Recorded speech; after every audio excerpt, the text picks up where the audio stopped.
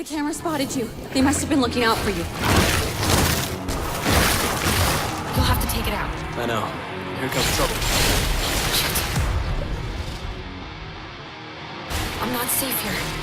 And go. What's up everybody, Ferelinstincts here with TheGamersHub today to talk to you all about DmC Devil May Cry. This video is to give you all my impressions of the new installment so far.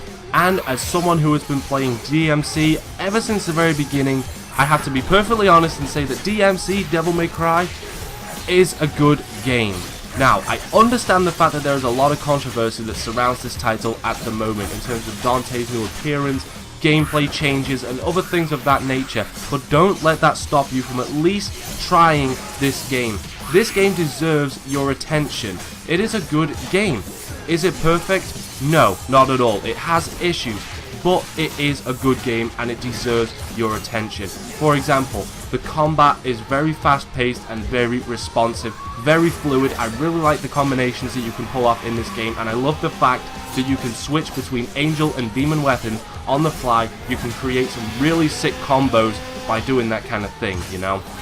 I do have some issues with the gameplay though. For instance, the auto lock system, it is not there in DmC Devil May Cry, and at first I didn't think that was going to be much of an issue, but as I played through the game, it did become an issue. You know, there were many instances where I'd be trying to target a specific enemy and take him out first, but I'd accidentally target a different enemy and it got me injured and in some cases even killed, you know. It can cause problems from time to time, so the fact that there's no auto lock is a shame.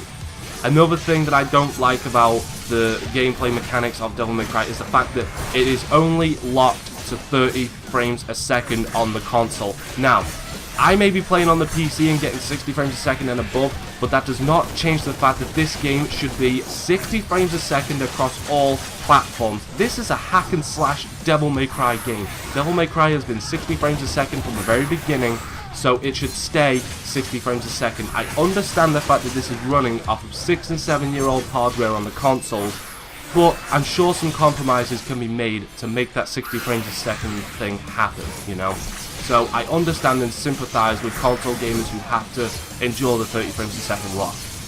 Next, the graphics in this game are very good. You know, they're well detailed. I really like the character models in this game. The lighting effects are very good.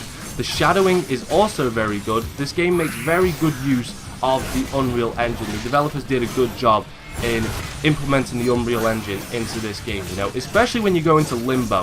The coloring in this game really pops out at you, and the level design can get really crazy when you're in Limbo, you know. I really like the interesting level designs that the developers came up with when creating Limbo levels. The story is definitely a step up from previous Devil May Cry games, because let's face it, Devil May Cry has never really been known for storytelling.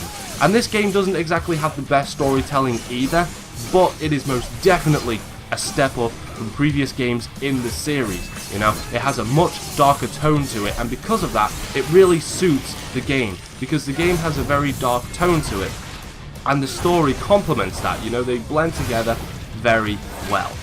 So, overall, so far, I'm having a blast playing DmC Devil May Cry. Are there issues with it? Yes, absolutely. But that does not change the fact that this is a good game and it deserves your attention.